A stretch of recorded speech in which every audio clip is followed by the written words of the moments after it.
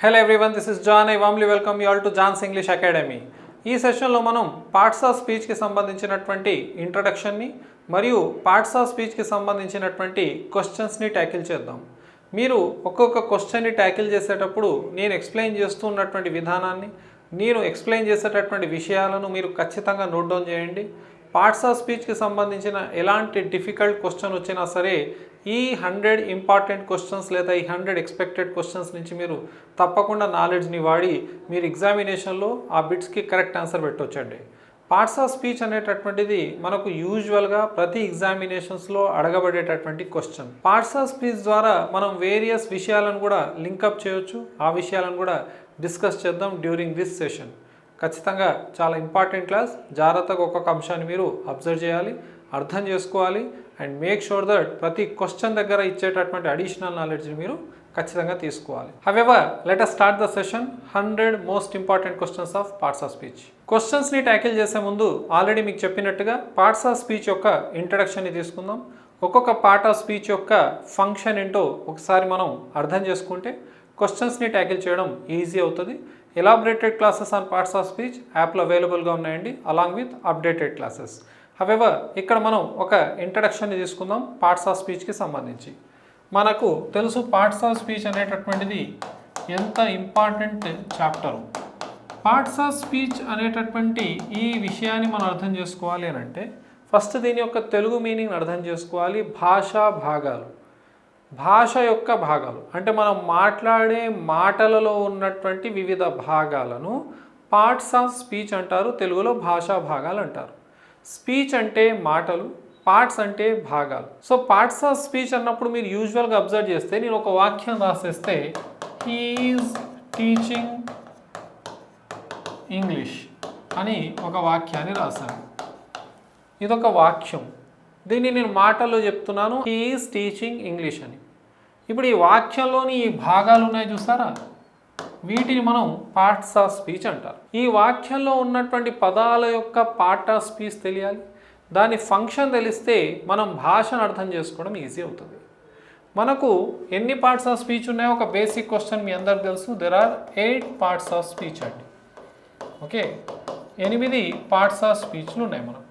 ఒకటోది noun, రెండవది pronoun, మూడవది verb, నాలుగవది మీ మనసులో యాడ్వర్బ్ అని వస్తుంది, కాదు, ఫస్ట్ అడ్జెక్టివ్, ఆ తర్వాతే యాడ్వర్బ్, ఆ తర్వాత ప్రెపోజిషన్, తర్వాత కంజంక్షన్,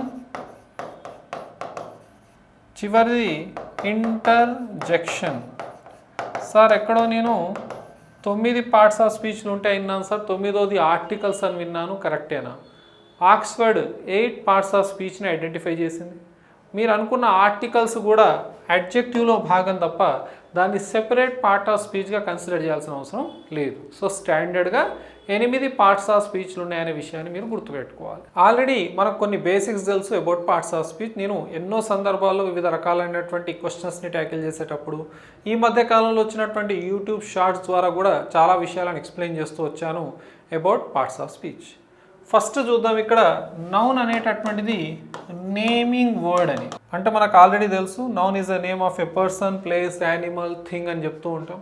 కాకపోతే బేసిక్గా ఒక విషయాన్ని మీ మైండ్లో గుర్తుపెట్టుకోండి, నౌన్ని అర్థం చేసుకోవడం చాలా ఈజీ. మనకు కనబడేవన్నీ నౌన్స్, మనం తాకగలిగినవన్నీ నౌన్స్, మనకు వినబడేవన్నీ నౌన్స్, మనం ఫీల్ అయ్యేటటువంటి అన్నీ కూడాను నౌన్స్. నాకు కనబడేవన్నీ నౌన్స్. మీరు ఈ వీడియో చూసేటప్పుడు మీ కళ్ళ ముందు ఏం కనబడుతుందో అదంతా నౌనే అవుద్ది.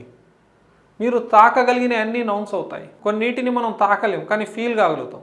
లైక్ ఆనెస్టీ అని, కైండ్నెస్ అని, క్రూయల్టీ, నాలెడ్జ్, వీటినే అబ్స్ట్రాక్ట్ నౌన్స్ అంటామని వివిధ సందర్భాల్లో మనం డిస్కస్ చేసాం. అయితే కంటికి కనబడేవి, మనం తాకగలిగినవి, మనం సెన్స్ కాగలిగినవి, అదేవిధంగా మనకు వినబడేవన్నీ కూడాను, ఒక హార్న్ వినబడింది, ఏదైనా ఒక పక్షి కూత వినబడింది, అవన్నీ కూడాను నౌన్స్ అవుతాయనే విషయాన్ని గమనించాలి. బేసిక్గా మీరు ఇలా గుర్తుపెట్టుకుంటే నౌన్ని అర్థం చేసుకోవడం ఈజీ అవుతుంది. 5 రకాల నౌన్స్ ఉన్నాయి. Proper noun, common noun, collective noun, abstract noun, material noun అని డిఫరెంట్ టైప్స్ ఆఫ్ నౌన్స్ ఉన్నాయి. ఇంకొక అదర్ టైప్స్లో మనం కౌంటబుల్ నౌన్స్ అని అన్కౌంటబుల్ నౌన్స్ అని ఆల్రెడీ యాప్లో నేర్చుకున్నాం. ప్లస్ మనం యూట్యూబ్ ద్వారా కూడా ఆ విషయాలను డిస్కస్ చేసాం వివిధ సందర్భాల్లో. ఇది నౌన్ యొక్క బేసిక్ ఇంట్రడక్షన్. నేను పార్ట్స్ ఆఫ్ స్పీచ్ యొక్క టాపిక్ని కాదు, పార్ట్స్ ఆఫ్ స్పీచ్కి సంబంధించినటువంటి క్వశ్చన్స్ని టేకప్ చేయబోతున్నాను. డైరెక్ట్గా క్వశ్చన్ని టేకప్ చేసేసి మీకు ఎక్స్ప్లెయిన్ చేయడం చాలా easy. But before that at least మీకు కొన్ని అంశాలు వీటిపైన అవగాహన పెంచుకుంటే నేను నేర్పించబోయేటటువంటి క్వశ్చన్స్ దగ్గర మీకు కొంచెం అండర్స్టాండింగ్ అనేది పెరుగుతుందని ఇంట్రడక్షన్ ఇస్తూ ఉన్నాను. ప్రొనౌన్ అనేది దేని బదులు వాడేటటువంటి పదం? It is used instead of a noun.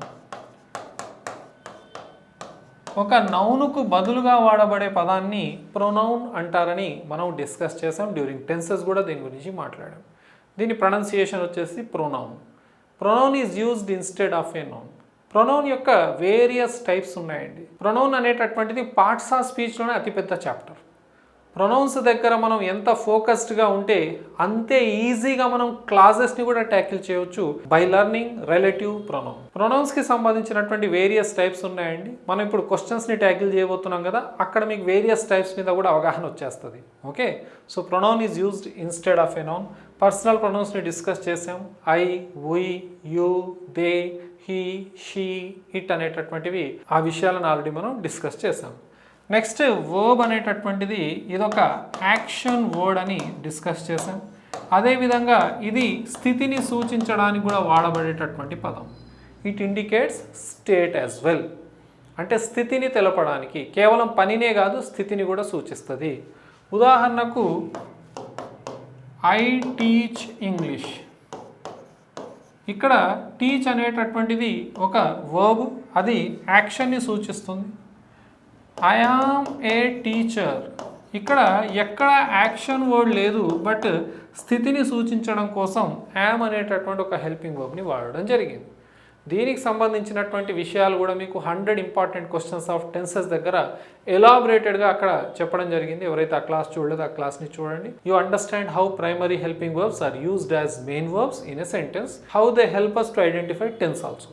అది కూడా అక్కడ మీకు నేర్పించా. వర్బ్ యొక్క టైప్స్ గురించి డిస్కస్ చేస్తాం. హెల్పింగ్ వర్బ్ అని, మెయిన్ వర్బ్ అని, వివిధ సందర్భాల్లో ట్రాన్సిటివ్ వర్బ్ ఏంటి, ఇంట్రాన్సిటివ్ వర్బ్ ఏంటి, లింకింగ్ వర్బ్ ఏంటి, అదేవిధంగా వర్బ్ యొక్క forms V1, V2, V3, V4, present tense form, past tense form, past participle form, present participle form అని మనం వేరియస్ ఫామ్స్ని కూడా డిస్కస్ చేసాం. తర్వాత అడ్జెక్టివ్. అడ్జెక్టివ్ అండి, డీ పలకూడదు. It is not adjective, it is adjective. Adjective ఏం చేస్తుంది sir? Adjective describes a noun.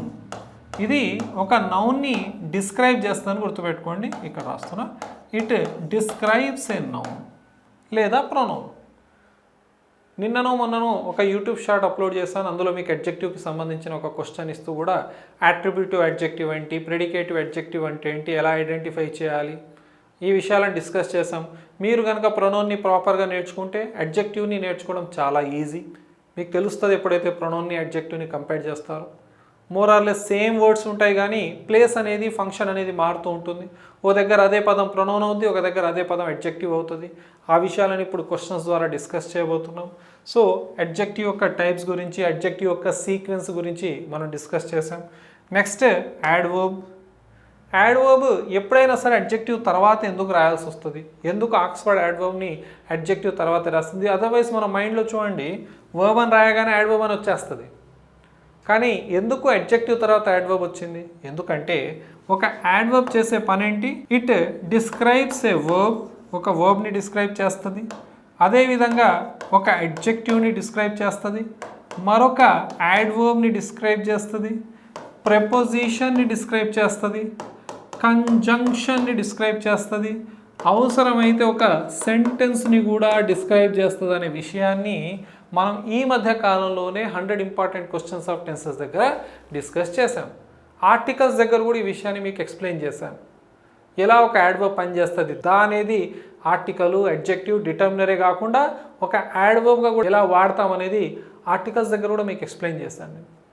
However adverb అనేటటువంటిది ఒక వర్బ్ని డిఫైన్ చేస్తుంది, అడ్జెక్టివ్ని డిఫైన్ చేస్తుంది, అదేవిధంగా ఒక యాడ్వర్బ్ని డిఫైన్ చేస్తుంది. ఇంతవరకు మనకు ఉన్నటువంటి నాలెడ్జ్ ఇంతవరకు మనకు తెలుసు. వాస్తవానికి అంతవరకు యూజువల్గా మనకు స్టాండర్డ్ గ్రామర్ బుక్స్లో ఒక డెఫినేషన్ ఉంటుంది. యాడ్వర్బ్ కేవలం ఒక వర్బ్నే కాదు, అడ్జెక్టివ్ని, యాడ్వర్బ్ని కూడా డిఫైన్ చేస్తుంది. కానీ మనం ఒక అడుగు ముందేసి ఏం నేర్చుకున్నాం, అదొక ప్రపోజిషన్ని డిఫైన్ చేస్తుంది, కంజంక్షన్ని డిఫైన్ చేస్తుంది, ఆఖరికి ఒక సెంటెన్స్ని కూడా అది డిఫైన్ చేస్తుంది అనే విషయాన్ని మనం ఆల్రెడీ డిస్కస్ చేసాం డ్యూరింగ్ యాడ్వర్బ్స్. ఈ 100 ఇంపార్టెంట్ క్వశ్చన్స్ దగ్గర కూడా ఆ థియరీని ప్రూవ్ చేసుకుందాం. మీకు కూడా ఒక ఐడియా వచ్చేస్తుంది ఎలా డిఫైన్ చేస్తుంది అనేది. మనం ప్రపోజిషన్ని ఎన్నో సందర్భాల్లో ఎన్నో క్వశ్చన్స్ ద్వారా డిస్కస్ చేసామండి. ప్రపోజిషన్ అనేది ఒక నౌన్కి ప్రొనౌన్కి ముందుండి దాన్ని మిగతా వాక్యంతో కలుపుతుంది. Preposition is a word which is placed before a noun or pronoun and joins it to the rest of the sentence. కానీ స్టార్ మార్క్ విషయం మీకు ఒకటి నేర్పించాను, ఒక బ్రహ్మాస్త్రం గురించి మాట్లాడాను. ప్రపోజిషన్ తర్వాత ఆబ్జెక్ట్ ఉంటుందని. ఈ ఆబ్జెక్ట్ అంటే ఏంటిదండి, నౌన్ అయినా ఉండొచ్చు, ప్రొనౌన్ అయినా ఉండొచ్చు. అంటే ప్రపోజిషన్ తర్వాత వచ్చేటటువంటి నౌన్ లేదా ప్రొనౌన్ అనేది ఒక ఆబ్జెక్ట్గా పనిచేస్తుంది. అదొక బ్రహ్మాస్త్రం. వివిధ సందర్భాల్లో మీకు ఎక్స్ప్లెయిన్ చేశాను. ఎవరైతే రెగ్యులర్గా నా క్లాసెస్ని ఫాలో అవుతూ వస్తున్నారో that is very easy to understand. మరి ఎలా సార్, నేను ఇప్పుడే మీ క్లాస్ని చూస్తున్నాను, నేను ఎలా అర్థం చేసుకోవాలి? ఈ 100 ఇంపార్టెంట్ క్వశ్చన్స్ని డిస్కస్ చేస్తాం కదా, అర్థమైపోతుంది, డోంట్ వరీ. ఓకే, ఇక్కడ ప్రపోజిషన్ తర్వాత వచ్చేటటువంటిది ఆబ్జెక్ట్. ఉదాహరణకు the book is on the table. The table అనేటటువంటిది నౌన్, కానీ అదొక ఆబ్జెక్ట్ అని మనం గమనించాలి. దేని ఆబ్జెక్ట్ అంటే అది ప్రపోజిషన్ యొక్క ఆబ్జెక్ట్. నేను యాక్టివేస్ ప్యాసివేస్ దగ్గర కూడా ఆబ్జెక్ట్ ఉంటుందని నేర్చుకున్నాను సార్.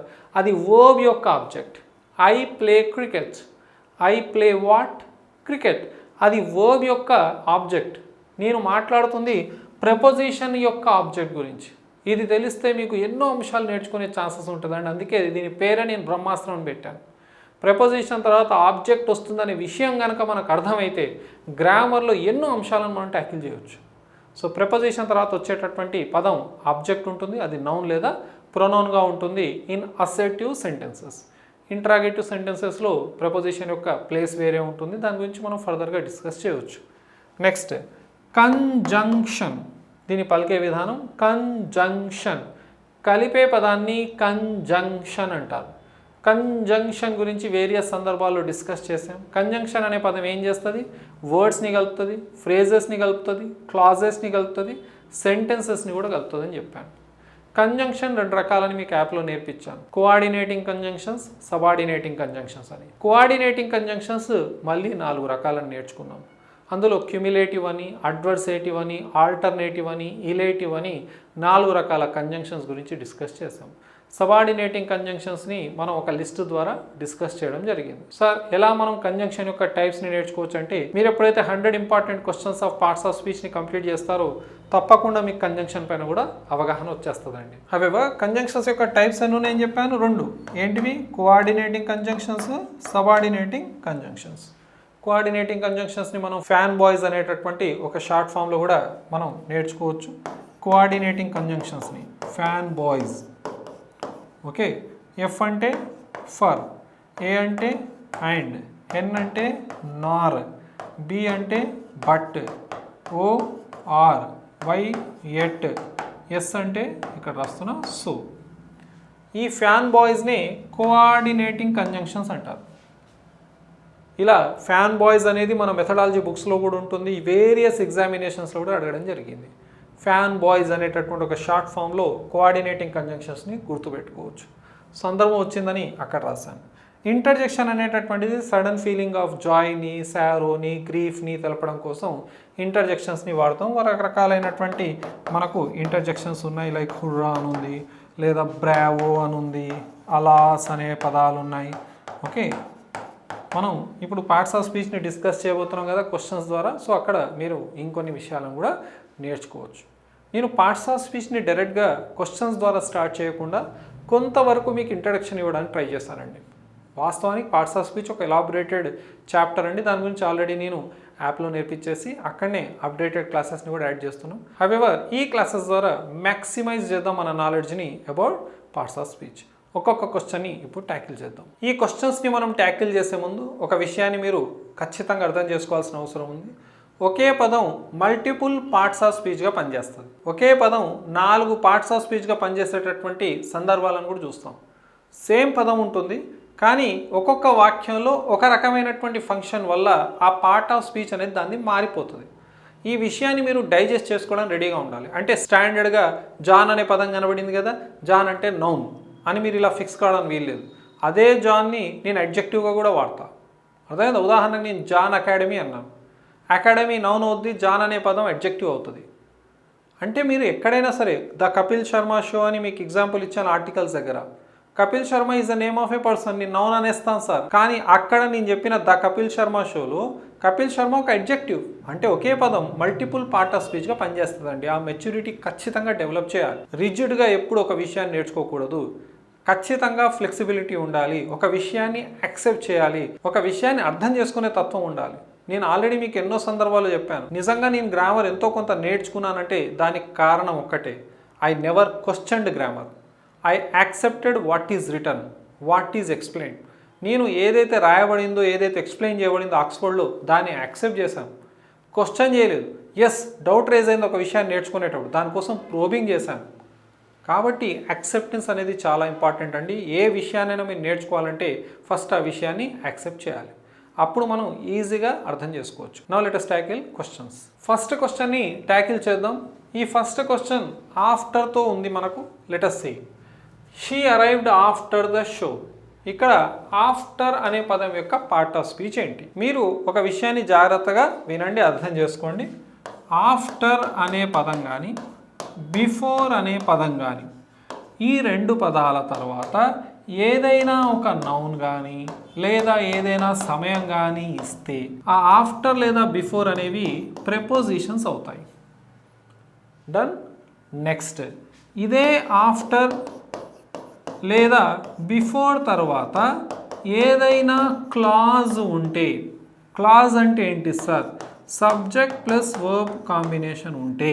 క్లాజ్ అంటే ఏంటి? It is the combination of subject and verb that gives some meaning, right? So అప్పుడు ఆఫ్టర్ లేదా బిఫోర్ అనేటటువంటి పదాలు కంజంక్షన్స్ అవుతాయి. ఇవే ఆఫ్టర్ లేదా బిఫోర్ అనేటటువంటి పదాలు మనకు యాడ్వర్బ్స్ కూడా అవుతాయి. ఆఫ్టర్ లేదా బిఫోర్ యాడ్వర్బ్గా ఎలా వాడబడతాయో ఇదే సెషన్లో మనం డిస్కస్ చేద్దాం. అర్థమైందా? ఎలా అవి ఒక పని యొక్క సమయాన్ని సూచిస్తాయి అనేది. ఇక్కడ మీరు అబ్జర్వ్ చేయండి. ఆఫ్టర్ లేదా బిఫోర్ తర్వాత నౌన్ కానీ టైం కానీ ఉంటే అవి ఏమవుతాయి? ప్రపోజిషన్స్. సో ఆఫ్టర్ తర్వాత షో అనేటటువంటి నౌన్ ఉంది కాబట్టి ఆఫ్టర్ అనేది ఏమవుతుంది? ప్రపోజిషన్ అవుతుంది.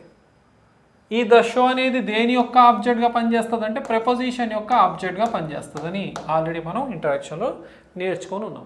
హవెవర్ మీరు ఎలా ఐడెంటిఫై చేయవచ్చు అంటే నౌన్ ముందు ఉంది కాబట్టి అది ప్రపోజిషన్. సో మన ఆన్సర్ వచ్చేసి ఆప్షన్ సి అవుతుంది. ఓకే, నెక్స్ట్ చూద్దాం. సెకండ్ క్వశ్చన్ చూద్దాం. After he had brushed his teeth he drank tea. ఇదే వాక్యాన్ని టెన్సెస్ కాంబినేషన్ దగ్గర కూడా మనం డిస్కస్ చేస్తాం. ఎగ్జామినేషన్స్లో యాజ్ ఇట్ ఈజ్ ఈ వాక్యం 2 సందర్భాల్లో వచ్చింది. రావడానికి కారణం ఏంటి? ఉమ్మడి ఆంధ్రప్రదేశ్లో 9వ తరగతిలో ఫస్ట్ యూనిట్ తర్వాత ఉన్నటువంటి గ్రామర్ యొక్క ఫస్ట్ బిట్ ఇది. అర్థమైందా? అప్పటి నుంచి ఈ క్వశ్చన్ రిపీటెడ్గా వస్తుంది. తెలంగాణలో ఇంకా పుస్తకాలు మారలేదు, అవే పుస్తకాలు ఉన్నాయి. ఇది 9th క్లాస్లో ఇంకా ఉంది. ఇంకా రిపీటెడ్గా ఇదే క్వశ్చన్ అడగబడుతూ ఉంది. టెన్సెస్ యొక్క కాంబినేషన్లో అడగబడుతుంది. ఇక్కడ బ్లాంక్ ఇచ్చేస్తున్నాడు, ఏం రాయాలో అడుగుతున్నాడు. ఆల్రెడీ మీకు బిఫోర్ ఆఫ్టర్ గురించి నేర్పించాను. Past perfect, simple past combination నేర్పించాను. గతంలో 2 పనులు జరిగినట్లయితే మొదట జరిగిన పనిని హ్యాడ్ ప్లస్ V3తో, తర్వాత జరిగిన పనిని V2తో చెప్పాలి. ఫస్ట్ జరిగిన పని ఏంటిది? అతడు బ్రష్ చేశాడు. తర్వాత జరిగిన పని ఏంటి? అతడు టీ తాగాడు. హవెవర్ మన క్వశ్చన్ ఇప్పుడు కాంబినేషన్ ఆఫ్ టెన్సెస్ పైన లేదు, పార్ట్స్ ఆఫ్ స్పీచ్ పైన ఉంది. ఇక్కడ ఆఫ్టర్ యొక్క పార్ట్ ఆఫ్ స్పీచ్ని అడగడం జరిగింది. ఆఫ్టర్ ఒక ప్రెపోజిషన్ కావాలి అని అంటే ఖచ్చితంగా దాని తర్వాత నౌన్ ఉండాలి. ఇక్కడ ఆల్రెడీ మనం డిస్కస్ చేసాం. ఆఫ్టర్ బిఫోర్ తర్వాత నౌను లేదా టైం ఇస్తే అది ఖచ్చితంగా ప్రెపోజిషన్ అవుతుందని. ఆఫ్టర్ లేదా బిఫోర్ తర్వాత ఏదైనా క్లాజ్ ఉంటే అంటే సబ్జెక్ట్ వర్బ్ కాంబినేషన్ ఉంటే అది కంజంక్షన్ అవుతుందని. ఇప్పుడు ఆఫ్టర్ తర్వాత చూడండి, హీ అనేటటువంటి సబ్జెక్ట్ ఉంది, హ్యాడ్ బ్రష్డ్ అనే వర్బ్ ఉంది. కాబట్టి ఇప్పుడు ఈ ఆఫ్టర్ ఏమవుతుంది చెప్పండి? కంజంక్షన్ అవుతుంది. డన్. ఇప్పుడు మన ఆన్సర్ ఇక్కడ కంజంక్షన్ అయింది. ఒకే పదం మల్టిపుల్ పార్ట్స్ ఆఫ్ స్పీచ్గా కనబడింది. ఆఫ్టర్ ప్రిపోజిషన్గా, ఆఫ్టర్ కంజంక్షన్గా. Same applies to before. ఉదాహరణకు ఈ క్వశ్చన్లో బిఫోర్ ద షో, బిఫోర్ ఏమయ్యేటప్పుడు మనకు ప్రిపోజిషన్ అయ్యేది, ఎందుకంటే బిఫోర్ తర్వాత నౌన్ ఉంది కాబట్టి. ఈ క్వశ్చన్లో అబ్జర్వ్ చేయండి, బిఫోర్ హీ డ్రాంక్ టీ. ఉదాహరణకి ఇక్కడ before he drank tea he had brushed his teeth అని ఇచ్చి ఉండుంటే అప్పుడు ఆ బిఫోర్ తర్వాత హీ డ్రాంక్ టీ ఉంది కాబట్టి ఆ బిఫోర్ని మనం కంజంక్షన్గా ఐడెంటిఫై చేయాల్సి వచ్చేది. సో ఇక్కడ ఆఫ్టర్ కంజంక్షన్గా పనిచేసింది. నెక్స్ట్ క్వశ్చన్ చూద్దాం. ఇంకొక క్లూ గుర్తుపెట్టుకోండి. బిఫోర్ ఆఫ్టర్ యాడ్వర్బ్గా కావాలంటే అవి వాక్యం చివరిలో వస్తాయి. కళ్ళు మూసుకొని ఆన్సర్ చేయొచ్చు. మళ్ళీ చెప్తున్నా, బిఫోర్ ఆఫ్టర్ యాడ్వర్బ్గా చేయాలంటే ఎగ్జామినేషన్ పాయింట్ ఆఫ్ వ్యూలో అవి చివరికి వస్తాయి, యాడ్వర్బ్ అని ఐడెంటిఫై చేయవచ్చు. ఆ క్వశ్చన్ మీరు ఇక్కడ అబ్జర్వ్ చేయొచ్చు. They lived happily ever after. వాళ్ళు ఎప్పుడు హ్యాపీగా బతికారు, ఆ తర్వాత ఎప్పటికీ హ్యాపీగా బతికారు. ఇక్కడ లివ్డ్ అనేటటువంటిది verb. They lived how happily. Happily అనేటటువంటిది కూడా ఒక యాడ్వర్బ్. ఎవర్ ఒక యాడ్వర్బ్. ఆఫ్టర్ చివరికి ఉంది, అది కూడా యాడ్వర్బ్. ఇక్కడ 3 పదాలు ఒకే వర్బ్ గురించి మాట్లాడుతున్నాయి. వాళ్ళు బతికారట ఎలా, హ్యాపీగా. ఎప్పుడు, ఎవర్ ఆఫ్టర్, ఎప్పటికీ. అర్థమైందా? సో ఇక్కడ ఎవర్ యాడ్వర్బే, ఆఫ్టర్ కూడా యాడ్వర్బే. ఇలా బిఫోర్ కానీ ఆఫ్టర్ కానీ వాక్యం చివరిలో కనబడితే యాడ్వర్బ్ అని మీరు గుర్తుపెట్టుకోండి. ఇప్పుడు యాడ్వర్బ్ గురించి ఇంకొక విషయాన్ని కూడా గుర్తుపెట్టుకోండి. యాడ్వర్బ్ చేసే పని ఏంటంటే, ఒక పని ఎప్పుడు, ఎక్కడ, ఎలా మరియు ఎందుకు జరిగిందో చెప్తుందనే విషయాన్ని గమనించాలి. An adverb describes when, where, how and why an action is done. ఇక్కడ ఒక పని ఎప్పుడు జరిగింది, ఎలా జరిగిందో చెప్తుంది. దే లివ్డ్ హౌ, ఎలా, హ్యాపీగా బతికారు. ఎప్పుడు, ఎవర్ ఆఫ్టర్. అంటే ఇక్కడ హౌ అనే క్వశ్చన్ని, వెన్ అనే క్వశ్చన్ని సాటిస్ఫై చేస్తుంది యాడ్వర్బ్ అనేటటువంటి పదం. సో ఇలా మనం యాడ్వర్బ్ని ఐడెంటిఫై చేయవచ్చు. Answer is adverb. ఒకసారి అబ్జర్వ్ చేయండి. ఇక్కడ ఫస్ట్ వాక్యంలో ఆఫ్టర్ అనేటటువంటిది ప్రిపోజిషన్గా పనిచేసింది, దాని తర్వాత నౌన్ వచ్చింది కాబట్టి. సెకండ్ వాక్యంలో మనకు ఆఫ్టర్ అనేటటువంటిది కంజంక్షన్గా పనిచేసింది. ఎందుకంటే హీ హ్యాడ్ బ్రష్డ్ అనేటటువంటి ఒక క్లాజ్ ఉంది కాబట్టి అది కంజంక్షన్గా పనిచేసింది. ఇక్కడ ఒక యాడ్వర్బ్ని మాడిఫై చేస్తుంది కాబట్టి ఆఫ్టర్ కూడా యాడ్వర్బ్ అయిందనే విషయాన్ని గమనించాలి. అర్థమైందా? ఇప్పుడు మీ మైండ్లో ఏం డౌట్ వచ్చేస్తుంది అంటే, sir after he had brushed his teeth అంటే అతడు టీత్ని బ్రష్ చేసిన తర్వాత, ఇది కూడా సమయాన్ని సూచిస్తుంది కదా సార్. మీరు ఒకసారి ఆలోచించండి, ఇది సమయాన్ని సూచిస్తుందా? ఈ వాక్యంలో అది ఒక పనిని డిఫైన్ చేస్తుందండి. ఈ వాక్యంలో అది ఒక యాడ్వర్బ్ని డిఫైన్ చేస్తుందండి, ఎవరి తర్వాత వచ్చినటువంటి ఆఫ్టర్. డన్. ఇలా గుర్తుపెట్టుకోండి, ఒక యాడ్వర్బ్ని ఆఫ్టర్ అనేది మాడిఫై చేసింది అక్కడ. నెక్స్ట్ క్వశ్చన్ చూద్దాం. లేదా సార్ నాకు ఇబ్బంది అవుద్దేమో ఇలా గుర్తుపెట్టుకోవడం అంటే, కళ్ళు మూసుకొని బిఫోర్ కానీ ఆఫ్టర్ కానీ వాక్యం చివరిలో వస్తే యాడ్వర్బ్ అని ఆన్సర్ చేయండి. కానీ నేను ఎప్పుడు కూడా అలాంటి షార్ట్ కట్స్ని నమ్మను.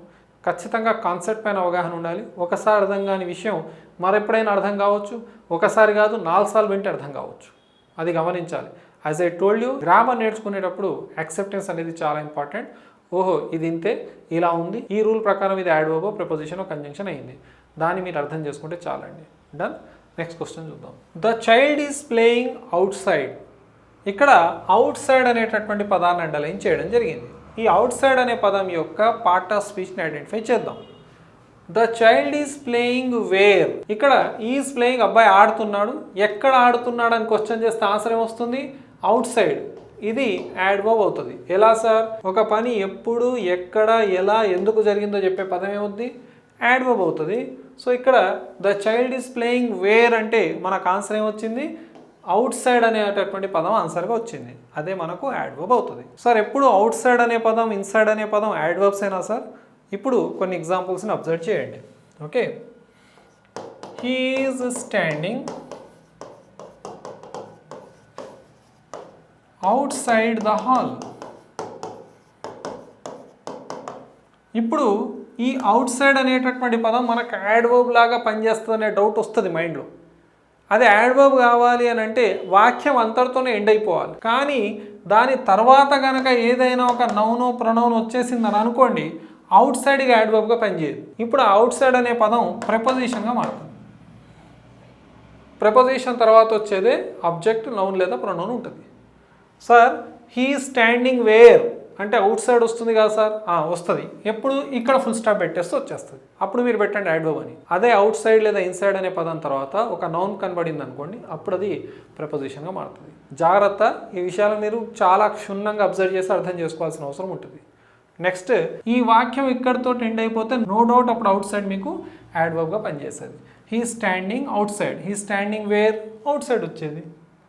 ఇప్పుడు అవుట్ సైడ్ ద హాల్, ఇప్పుడు ఈ హాల్ తోటి ఇది కనెక్ట్ అయిపోయింది కాబట్టి ఇది ప్రిపోజిషన్ అయింది. ప్రిపోజిషన్ తర్వాత ఒక ఆబ్జెక్ట్ అంటే నౌను ప్రొనౌను ఉంటుంది. ఇప్పుడు అదే అవుట్ సైడ్ ఇంకో రకంగా వాడుతూ చూడండి. an outside light is necessary for this hall. ఈ హాల్కి అవుట్ సైడ్ లైట్ అనేది ఇంపార్టెంట్ అట. ఇప్పుడు లైట్ అనేటటువంటిది నౌన్, దాని ముందు వచ్చినటువంటి ఎక్కడి లైట్ అట, అవుట్ సైడ్ లైట్. ఇది ఒక అడ్జెక్టివ్. ఏ అండ్ దాలు పుట్టుకతో అడ్జెక్టివ్స్ అనే విషయాన్ని మనం డిస్కస్ చేస్తాం. వాటిని మనం ఆర్టికల్స్ అంటాం, డిటర్మినర్స్ అని కూడా అంటాం. సో ఇక్కడ అవుట్ సైడ్ అనేది ఎలా పనిచేసింది, అడ్జెక్టివ్గా. అంటే ఒకే పదం ఇక్కడ మీకు యాడ్వర్బ్గా కనపడింది, ప్రెపోజిషన్గా కనపడింది, తర్వాత ఒక అడ్జెక్టివ్గా కనపడింది. ఎలా ఐడెంటిఫై చేయాలి సార్, అవుట్ సైడ్ లేదా ఇన్సైడ్ అనే పదాలు వాక్యం చివరికి వచ్చేసాయి, అక్కడే ఆగిపోయింది వాక్యం, యాడ్వర్బ్గా ఐడెంటిఫై చేయండి. అవుట్ సైడ్ లేదా ఇన్సైడ్ తర్వాత ఒక నౌన్ ఉంది, ఒక ఆబ్జెక్ట్గా పనిచేస్తుంది, ఇలా ఆబ్జెక్ట్గా పనిచేస్తుంది, అప్పుడు మీరు దాన్ని ప్రెపోజిషన్గా ఐడెంటిఫై చేయండి. ఇక్కడ కూడా మీరు అబ్జర్వ్ చేయండి, నౌన్ ముందే ఉంది, కానీ ఇది ఒక ఆబ్జెక్ట్ కాదు, దీన్ని అడ్జెక్టివ్గా ఐడెంటిఫై చేస్తున్నాం, దాన్ని డిఫైన్ చేస్తుందని మనం తెలుసుకోవాలి. కాబట్టి ఇలా నౌన్కు ముందు వచ్చినటువంటిది అడ్జెక్టివ్ అవుతుంది. సార్ ఇక్కడ కూడా నౌనే ఉంది, ఇక్కడ నౌనే ఉంది, మరి దేనిని ప్రెపోజిషన్ అంటాను సార్ అంటే, ఇది లైట్ అనే పదాన్ని మాడిఫై చేస్తుంది. ఏ లైట్, అవుట్ సైడ్ లైట్. ఇక్కడ చెప్పండి, ఇది హాల్ని ఏం డిఫైన్ చేయట్లేదు, ఆ హాల్కి సంబంధించిన ప్లేస్ని తెలుపుతుంది. అర్థమైందా, అవుట్ సైడ్ ద హాల్ అని. ఇది హాల్, ఇది ప్లేసు. అదేమో ప్లేస్ని తెలుపుతుంది, ప్రెపోజిషన్ అయింది. ఇదేమో లైట్ అనే నౌన్ని డిఫైన్ చేసింది, అడ్జెక్టివ్ అవుతుంది. ఒక విషయాన్ని అర్థం చేసుకునేటప్పుడు వేరియస్ అంశాలు వస్తాయండి మైండ్లో, ఖచ్చితంగా వాటిని క్లారిఫై చేసుకుంటూ ముందుకు వెళ్ళాలి. డన్. ఇక్కడేమో ప్లేస్ని తెలుపుతుంది, ఇక్కడేమో నౌన్ని డిఫైన్ చేస్తుంది, ఇక్కడేమో ఒక పని ఎక్కడ జరిగిందో చెప్తుంది. ఇలా మనం అవుట్ సైడ్ లేదా ఇన్సైడ్ అనే పదాలను యాడ్వర్బ్స్గా, ప్రెపోజిషన్స్గా, అడ్జెక్టివ్స్గా వాడవచ్చు. డన్. ఇదే అవుట్ సైడ్ని తీసి ఇన్సైడ్ పెట్టేసినా అదే ఆన్సర్ అవుతుంది. నెక్స్ట్ క్వశ్చన్ చూద్దాం. ఇంకొక ఇంపార్టెంట్ క్వశ్చన్ని ట్యాకిల్ చేద్దాం పార్ట్స్ ఆఫ్ స్పీచ్ నుంచి. This is a beautiful picture. ఇక్కడ దిస్ అనేటటువంటి పదాన్ని అండర్లైన్ చేయడం జరిగింది. ఇప్పుడు ఈ పదాన్ని ఒకసారి అబ్జర్వ్ చేద్దాం. ఇన్ఫ్యాక్ట్ ఒక లిస్ట్ ఆఫ్ వర్డ్స్ని చూద్దాం. దిస్ కానీ, దట్ కానీ, దీస్, దోస్, సచ్ లేదా వన్, ఈ పదాల లిస్ట్ని గుర్తుపెట్టుకోండి. వీటిని మనం డెమాన్స్ట్రేటివ్ ప్రొనౌన్స్ అంటాం, వీటినే డెమాన్స్ట్రేటివ్ అడ్జెక్టివ్స్ అని కూడా అంటాం. వీటిని ఏమంటాం, డెమాన్స్ట్రేటివ్ ప్రొనౌన్స్ అంటాం, వీటినే డెమాన్స్ట్రేటివ్ అడ్జెక్టివ్స్ అని కూడా అంటాం. ఇప్పుడు ఇచ్చిన దాంట్లో అది ప్రొనౌనా, అడ్జెక్టివా, నేను ఎలా ఐడెంటిఫై చేయాలి sir? This, that, these, those, such, one అనేటటువంటి పదాల తర్వాత వర్బ్ ఉంటే అవి ప్రొనౌన్స్ అవుతాయి. దిస్, దట్, దీస్, దోస్ లేదా సచ్, వన్ అనే పదాల తర్వాత వర్బ్ వస్తే అవి మనం ప్రొనౌన్స్గా ఐడెంటిఫై చేయాలి. ఏ ప్రొనౌన్స్? డెమాన్స్ట్రేటివ్ ప్రొనౌన్స్గా ఐడెంటిఫై చేయాలి. డన్. అదే ఈ పదాల తర్వాత ఏదైనా ఒక నౌన్ వస్తే అవి అడ్జెక్టివ్స్ అవుతాయి. ఏ అడ్జెక్టివ్స్ అవుతాయి సార్ అంటే డెమాన్స్ట్రేటివ్ అడ్జెక్టివ్స్ అవుతాయి. This, that, these, those, such, one అనే పదాల తర్వాత వర్బ్ వస్తే అవి డెమాన్స్ట్రేటివ్ ప్రొనౌన్స్ అవుతాయి, అంటే బేసికల్గా ప్రొనౌన్స్ అవుతాయి. అవే పదాల తర్వాత ఏదైనా నౌన్ వస్తే ఈ పదాలన్నీ డెమాన్స్ట్రేటివ్ అడ్జెక్టివ్స్ అవుతాయి, వాటిని బేసికల్గా మనం అడ్జెక్టివ్స్గా ఎగ్జామ్లో ఐడెంటిఫై చేయాలి. A type of adjective, a type of adverb అన్నప్పుడు డెమాన్స్ట్రేటివ్ అని గుర్తుపెట్టుకోండి. ఇప్పుడు ఇచ్చిన వాక్యాన్ని అబ్జర్వ్ చేద్దాం. దిస్ అనేటటువంటి పదం అడ్జెక్టివ్ కావచ్చు, ప్రొనౌన్ కావచ్చు. ఎలా ఐడెంటిఫై చేయాలి? దీని తర్వాత ఏముందో చూసుకోండి. ఈజ్ అనే వర్బ్ ఉంది. This, that, these, those, such, one తర్వాత వర్బ్ ఉంటే ఏం కావాలి? అది ప్రొనౌన్ కావాలి. సో దిస్ అనే పదం ఏమవుతుంది? ప్రొనౌన్ అవుతుంది. ఆప్షన్ బిగా ఆన్సర్ చేయాలి. అర్థమైందా? మనం 100 ఇంపార్టెంట్ క్వశ్చన్స్ని ట్యాకిల్ చేసిన తర్వాత ఇలా మీరు ఏ వాక్యం ఇచ్చినా కానీ అన్ని పదాల యొక్క పార్ట్ ఆఫ్ స్పీచ్ని ఐడెంటిఫై చేయగలగాలి. చేస్తారు కూడా. మీరు కేవలం ప్రతి క్వశ్చన్ని జాగ్రత్త విని నోట్ డౌన్ చేయండి చాలు. ఏ విషయాన్ని కూడా అలా మీరు వదిలేస్తే మళ్ళీ మీరు ఇబ్బంది పడిపోతారు. నెక్స్ట్ క్వశ్చన్ చూద్దాం. This boy is genius. మీరే చెప్పండి ఇప్పుడు, దిస్ అనే పదం అడ్జెక్టివా, ప్రొనౌనా? మీరు కనుక నేను ఇంతకుముందు ఇచ్చిన ఎక్స్ప్లెనేషన్ని ప్రాపర్గా వింటే ఖచ్చితంగా దీన్ని ఆన్సర్ చేస్తారు. అర్థమైందా? This boy is genius. మీరు చెప్పండి, దిస్ అనేటటువంటిది ప్రొనౌనా, అడ్జెక్టివా? Correct, good. ఎలా ఐడెంటిఫై చేశారు? అంతే, బాయ్ అనేటటువంటి నౌన్ ముందు దిస్ ఉంది కాబట్టి ఇది అడ్జెక్టివ్ అయిందని ఐడెంటిఫై చేశారు. ఇదే విషయాన్ని నేను దీనికంటే ముందు క్వశ్చన్లో చెప్పాను. This, that, these, those, such, one అనే పదాల తర్వాత నౌన్ వస్తే ఏమవుతాయి? అడ్జెక్టివ్స్ అవుతాయి. ఏ అడ్జెక్టివ్స్ అవి? డెమాన్స్ట్రేటివ్ అడ్జెక్టివ్స్ అవుతాయి. సో ఇక్కడ దిస్ తర్వాత నౌన్ వచ్చింది కాబట్టి దిస్ అనేది ఒక డెమాన్స్ట్రేటివ్ అడ్జెక్టివ్ అయింది. సో అడ్జెక్టివ్ ఆన్సర్గా పెట్టాలి. ఆప్షన్ ఏలో ఉంది. చూసారా? ఇప్పుడు మనం ఏం చేసాం? ఒక రకమైనటువంటి ప్రొనౌన్ టైప్ని నేర్చుకున్నాం. డెమాన్స్ట్రేటివ్ ప్రొనౌన్స్ పైన అవగాహన వచ్చేసింది. అదేవిధంగా డెమాన్స్ట్రేటివ్ అడ్జెక్టివ్ పైన కూడా అవగాహన వచ్చింది. నేను క్లాస్ బిగినింగ్లో ఏమని చెప్పాను మీకు? మీరు ప్రొనౌన్ని నేర్చుకుంటే అడ్జెక్టివ్ని నేర్చుకోవడం ఈజీ. ఎందుకంటే టైప్స్ మధ్యలో సిమిలారిటీ చాలా ఉంటుందండి. టైప్స్ ఆఫ్ ప్రొనౌన్స్కి, టైప్స్ ఆఫ్ అడ్జెక్టివ్స్కి మధ్య సిమిలారిటీస్ చాలా ఉంటాయి. కానీ ప్లేస్లో, ఫంక్షన్లో మార్పులు వస్తుంటాయి. వాటిని అబ్జర్వ్ చేస్తే చాలండి.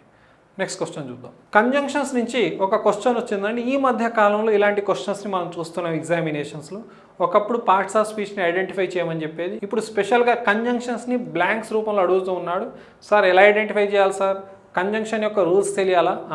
ఇంగ్లీష్ని అర్థం చేసుకోవాలి ఫస్ట్, అది ఇంపార్టెంట్. సార్ నేను తెలుగు మీడియం బ్యాక్గ్రౌండ్ సార్, చాలా ఇబ్బంది సార్, నాకు అసలు ఇంగ్లీష్ అర్థం కాదు సార్. ఎప్పుడైనా సార్ అదొక కారణమే. ఆ కారణాన్ని మీరు ఓవర్కమ్ కావాలంటే మీరు ప్రతిరోజు కష్టపడాలి. ఇంగ్లీష్ అందరూ ట్యాకిల్ చేయలేరు, కానీ ఎవరైతే ట్యాకిల్ చేస్తారో ఖచ్చితంగా నలుగురు కంటే ముందు ఉంటారండి. కాబట్టి దాని మీద పని చేయాలి. అంతేగాని నేను తెలుగు మీడియం బ్యాక్గ్రౌండ్ అనేటటువంటి ఒక కారణాన్ని చెప్పడం ఆపేయాలి. సో ఖచ్చితంగా ఎలాంటి రీజన్ అనేది మీ మైండ్లో పెట్టుకోవద్దు. వాక్యాన్ని పదే పదే చదవడం ద్వారా మనం విషయాలను అర్థం చేసుకోవచ్చండి. మీరు మూవీస్ చూస్తూ ఉంటారు, యూజువల్గా టైం దొరికినప్పుడు మూవీస్ చూస్తారు. ఒకసారి సబ్ టైటిల్స్ ఆన్ చేసి చూడండి. సార్ తెలుగు మూవీకి కూడా సబ్ టైటిల్సా సార్? చూడండి. దాని ద్వారా ఇంగ్లీష్ని డెవలప్ చేయవచ్చు. అక్కడ తెలుగులో మాట్లాడుతుందని కింద ఇంగ్లీష్లో ఏమి ఇస్తున్నాడని. ఒకవైపు ఎంటర్టైన్మెంట్, ఇంకొక వైపు నాలెడ్జ్ వస్తుంది. నేను ఇప్పుడు అర్జెంట్గా పోయి సినిమాలు చూడమనట్లేదు, కానీ మీరు ఎప్పుడు చూసినా ఖచ్చితంగా సబ్ టైటిల్స్ ఆన్ చేసి చూడండి. మీకు ఎంతో కొంత నాలెడ్జ్ వస్తుందండి. Never leave any opportunity to learn English. However ఈ క్వశ్చన్ని ట్యాకిల్ చేద్దాం. I wanted to go out dash it was raining. నేను బయటికి వెళ్ళాలనుకున్నాను, వర్షం పడుతుంది. నేను బయటికి వెళ్ళాలనుకుంటున్నాను మరియు వర్షం పడుతుంది. సరిపోవట్లేదు. నేను బయటికి వెళ్ళాలనుకున్నాను కానీ వర్షం పడుతుంది. సరిపోతుంది. నేను బయటికి వెళ్ళాలనుకున్నాను అందుకే వర్షం పడుతుంది. అబ్బా, అలాంటిది ఉంటుందా? ఉండదు. నేను బయటికి వెళ్ళాలనుకుంటున్నాను ఆర్ లేక వర్షం పడుతుంది. ఇది కరెక్ట్ కాదే. ఏది సెట్ అవుతుంది? But. I wanted to go out but it was raining. ఫర్దర్గా క్వశ్చన్స్లో మనం అండ్ ఫంక్షన్ ఏంటి, బట్ ఫంక్షన్ ఏంటి, ఆర్ ఫంక్షన్ ఏందో కూడా చూద్దాం. అలాంటి క్వశ్చన్స్ ఇస్తాను, అప్పుడు మీకు ఈజీ తెలిసిపోద్ది. అండ్ రెండు పాజిటివ్లను కలుపుతుంది, రెండు నెగిటివ్లను కలుపుతుంది. బట్ మాత్రం ఎలా పాజిటివ్ని నెగిటివ్ని కలుపుతుంది అనే విషయాన్ని అక్కడ డిస్కస్ చేద్దాం. ఇక్కడ వాక్యం యొక్క మీనింగ్ ఆధారంగా మనం బట్ని సెలెక్ట్ చేసుకున్నాం. ఇలాంటప్పుడు రూల్స్ మనకి రావు. ఇలాంటప్పుడు కేవలం ఇంగ్లీష్ని అర్థం చేసుకోవడం అనేది ఉపయోగపడుతుందండి. ఎక్కడో చోటు స్టార్ట్ చేస్తే ఖచ్చితంగా మనం ఏదో ఒక రోజు పూర్తి స్థాయిలో అంశాలను అర్థం చేసుకోగలుగుతాం. అలానే పోస్ట్పోన్ చేస్తూ ఉండకూడదండి. నెక్స్ట్ క్వశ్చన్ చూద్దాం. Hurry up dash you will miss the bus. ఇంతకుముందు క్వశ్చన్ లాంటిది ఇది కూడా ఉంది. తొందరపడాలి, ఓకేనా? హరీ అప్, లేకపోతే బస్ మిస్ అయిపోతావు. హరీ అప్, సో తొందరపడు కావున బస్ మిస్ అయిపోతావు. తొందరపడు కానీ బస్ మిస్ అయిపోతావు. సెట్ కావట్లేదు. తొందరపడు లేకపోతే బస్ మిస్ అవుతావు. ఆర్ లేదా అదర్వైజ్, ఇవన్నీ కూడాను ఆల్టర్నేటివ్ కంజంక్షన్స్ అని మనం డిస్కస్ చేసాం. అర్థమైందా? సో ఆన్సర్ ఇక్కడ ఆర్ అవుతుంది. Or you will miss the bus. And అనేది సరిపోదండి. Hurry up and you will miss the బస్సా? కరెక్ట్ కాదు కదా. తొందరపడు లేకపోతే ఆర్ లేదా అదర్వైజ్ అనేటటువంటి మీనింగ్లో ఆ బ్లాంక్ని ఫిల్ చేయాల్సి ఉంటుంది. So hurry up or you will miss the bus. Next question చూద్దాం. Which statement is correct? ఏ స్టేట్మెంట్ కరెక్ట్ అట? A word always has the same part of speech. ఒక పదం అంటే ఎప్పుడు ఒకే పార్ట్ ఆఫ్ స్పీచ్గా పనిచేస్తుందట. మీరు చెప్పండి, ఇప్పుడు నేర్చుకున్నటువంటి ఒక 8 ప్రశ్నల యొక్క అనుభవంతో చెప్పండి, ఒకే పదం ఒకే పార్ట్ ఆఫ్ స్పీచ్ని కలిగి ఉంటుందా? కాదు. ఒకే పదం మల్టిపుల్ పార్ట్స్ ఆఫ్ స్పీచ్గా పనిచేస్తుంది. కాబట్టి మనకు కావాల్సింది కరెక్ట్ స్టేట్మెంట్. ఇది కరెక్ట్ కాదు. Parts of speech can change according to their function in a sentence. ఇంతసేపు అదే కదా మీకు చెప్తూ వస్తున్నాను నేను. ఒక వాక్యం యొక్క ప్లేస్ని, ఫంక్షన్ని బట్టి పార్ట్స్ ఆఫ్ స్పీచ్ మారుతుంది. Parts of speech can change according to the function in a sentence. ఇది కరెక్టే ఉంది. Every word ending in LY is an adverb. ఇది ఒక అపోహ అండి. మన గ్రామర్ బుక్లో నేను క్లియర్గా మెన్షన్ చేశాను. ఎల్వైతో ఎండ్ అయ్యే 99% పదాలు అడ్వర్బ్స్, 1% కాదు. ఉదాహరణకు మీరు ఫ్యామిలీ అనే పదం చూడండి. ఇది దేంతో ఎండ్ అయింది? ఎల్వై. ఫ్యామిలీ ఒక నౌన్, యాడ్వర్బ్ కాదు కదా. అగ్లీ దేంతో ఎండ్ అయింది? ఎల్వైతో ఎండ్ అయింది. అగ్లీ అనేటటువంటిది యాడ్వర్బ్ కాదు కదా, అడ్జెక్టివ్ కదా. అంటే ఇక్కడ ఏమిచ్చాడు? Every word ending in LY is an adverb కాదు కదా. అవి నౌన్స్ కావచ్చు, అడ్జెక్టివ్లు కూడా కావచ్చు. Next, every word ending in ing is a verb. ఇంగ్తో ఎండ్ అయ్యే ప్రతి పదం వర్బేనట. అర్థమైందా? ఉదాహరణకు సీలింగ్ ఉంది, సీలింగ్ అదేమన్నా వర్బా? ఏమవుతుంది అది? నౌన్. అంటే ఇది కూడా కరెక్ట్ కాదు. అంటే పార్ట్స్ ఆఫ్ స్పీచ్ యొక్క థియోరీ నుంచి కూడా క్వశ్చన్స్ వస్తున్నాయి. కొంచెం జాగ్రత్తగా అర్థం చేసుకోవాలి. కండిషనల్ సెంటెన్సెస్, ఇఫ్ క్లాజెస్ పైన థియోరీ పైన క్వశ్చన్స్ వచ్చాయి. టెన్సెస్ యొక్క ఫంక్షన్ పైన అంటే యూసేజ్ పైన క్వశ్చన్స్ వచ్చాయి. అందుకే ఆ ఉద్దేశంతో ఈ క్వశ్చన్ ఇంక్లూడ్ చేయడం జరిగింది. మన రైట్ ఆన్సర్ వచ్చేసి ఆప్షన్ బి అవుతుందండి. నెక్స్ట్ క్వశ్చన్ చూద్దాం. In as she was tired she went home, what is as? ఇక్కడ as she was tired she went home అనే వాక్యంలో యాజ్ అనేది ఏమిటి అని అడిగాడు. ఇక్కడ యాజ్ అనే పదం ఒక కంజంక్షన్గా పనిచేస్తుంది. యాజ్ అనే పదం ఒక ప్రపోజిషన్గా కూడా పనిచేస్తుంది. ఎలా ఐడెంటిఫై చేయాలి సార్?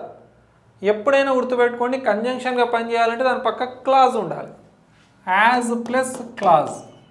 క్లాజ్ అంటే ఏంటి సార్? ఆల్రెడీ మీకు చెప్పాను, సబ్జెక్ట్ ప్లస్ వర్బ్ కాంబినేషన్ ఉంటుంది, కొంత మీనింగ్ ఇస్తుంది క్లాజ్. నెక్స్ట్, యాజ్ అనేటటువంటి పదం ప్రపోజిషన్గా పనిచేయాలంటే దాని పక్కకు ఆబ్జెక్ట్ ఉండాలి. ఆబ్జెక్ట్ అంటే ఏంటి? నౌనో ప్రొనౌనో ఉండాలి, అప్పుడు అది ప్రపోజిషన్. ఉదాహరణకు she is working as a teacher. ఇప్పుడు ఇక్కడ యాజ్ అనేటటువంటి పదాన్ని అండర్లైన్ చేస్తే ఇది కంజంక్షనా ప్రపోజిషన్ అంటే, యాజ్ కంజంక్షన్ కావాలంటే పక్కకు సబ్జెక్ట్ ప్లస్ వర్బ్ కాంబినేషన్ ఉండాలి. ఇక్కడ ఉందా? లేదు, ఒక నౌనే ఉంది. ఇది ఒక ఆబ్జెక్ట్గా పనిచేస్తుంది, ఒక నౌనే ఉంది. ఓకేనా? ఆబ్జెక్ట్ ప్లేస్లో ఉంది కాబట్టి యాజ్ ఏమవుతుంది? ప్రపోజిషన్ అవుతుంది. దేని యొక్క ఆబ్జెక్ట్ అది? ప్రపోజిషన్ యొక్క ఆబ్జెక్ట్. ప్రపోజిషన్ యొక్క ఆబ్జెక్ట్. ఓకేనా? She is working as what. What అని ప్రశ్నిస్తూ వచ్చేది ఆబ్జెక్ట్. వర్బ్ యొక్క ఆబ్జెక్ట్ గురించి కాదు, ప్రపోజిషన్ యొక్క ఆబ్జెక్ట్ గురించి మాట్లాడుతున్నాం. సో ఇక్కడ యాజ్ తర్వాత నౌన్ ఉంది లేదా ప్రొనౌన్ వచ్చింది అనుకోండి, అప్పుడు అది ప్రపోజిషన్. ఇక్కడ అబ్జర్వ్ చేయండి, యాజ్ తర్వాత సబ్జెక్ట్ ప్లస్ వర్బ్ ఉంది కాబట్టి ఇదొక క్లాజ్ని సూచిస్తుంది. యాజ్ తర్వాత క్లాజ్ ఉంటే అదేంటి? కంజంక్షన్. సో ఆన్సర్ ఏమవుతుంది? ఆప్షన్ సి అవుతుందని గమనించాలి. ఈ సెషన్లో ఈ 10 క్వశ్చన్స్ని డిస్కస్ చేసాం. నెక్స్ట్ సెషన్లో మ్యాక్సిమం క్వశ్చన్స్ని కవర్ చేద్దాం. ఈ సెషన్లో మనం ఇంట్రడక్షన్ కూడా తీసుకొని ఉన్నాం కాబట్టి ఈ సెషన్ ఇంతటితో ఆపేసి నెక్స్ట్ సెషన్లో నేను మ్యాక్సిమం క్వశ్చన్స్ని టేకప్ చేస్తాను. ఇందులో మ్యాక్సిమం నేను 3 to 4 పార్ట్స్లో కంప్లీట్గా పార్ట్స్ ఆఫ్ స్పీచ్కి సంబంధించినటువంటి 100 క్వశ్చన్స్ని కవర్ చేస్తూ మ్యాక్సిమైజ్ చేస్తానండి పార్ట్స్ ఆఫ్ స్పీచ్కి సంబంధించినటువంటి నాలెడ్జ్ని. నేను ఒక వాక్యాన్ని తీసుకొని ఒక పదం యొక్క పార్ట్స్ ఆఫ్ స్పీచ్ చెప్పడం అనేది చాలా చిన్న విషయం. అలా నేను ఈ పాటికి 100 క్వశ్చన్స్ని మీకు ఈజీగా నేను చెప్పుంటాను ఆన్సర్ని. కానీ నేను ఎప్పుడు అలా టీచ్ చేయలేదు, చేయలేను కూడా. నేను ఒక క్వశ్చన్ని టేకప్ చేస్తే దాని చుట్టూ ఉన్న అన్ని అంశాలు నా స్టూడెంట్స్కి నేర్పించాలనుకుంటాను. ఇదే క్వశ్చన్ ఇంకో రకంగా అడిగినా నా స్టూడెంట్ ఆన్సర్ చేయగలగాలి. అప్పుడే ఈ క్లాసెస్కి ఒక సార్థకత అండి. అప్పుడు కానీ నేను హ్యాపీగా ఉండలేను. ఖచ్చితంగా అన్ని అంశాలను కవర్ చేస్తూ అన్నీ నేర్చుకుందాం. ఎందుకంటే మీరు రాయబోతున్నటువంటి ఏ ఎగ్జామినేషన్స్లో అయినా పార్ట్స్ ఆఫ్ స్పీచ్ క్వశ్చన్ వచ్చిందంటే మీరు 80% మిస్టేక్ చేయడానికి వీల్లేదండి. తప్పకుండా కరెక్ట్ ఆన్సర్ పెట్టాలి. హవెవర్ ఈ సెషన్ ఇంతటితో ఆపుదాం. ఈ క్లాస్ మీకు నచ్చినట్లయితే లైక్ చేయండి. మీ ఫ్రెండ్స్ ఎవరైనా కాంపిటేటివ్ ఎగ్జామినేషన్స్ కోసం ప్రిపేర్ అవుతున్నారో వాళ్ళకి తప్పకుండా షేర్ చేయండి. అదేవిధంగా నా ఛానల్ని సబ్స్క్రైబ్ చేసుకోవడం మర్చిపోకండి for further videos. Thank you very much. Have a nice day. See all of you.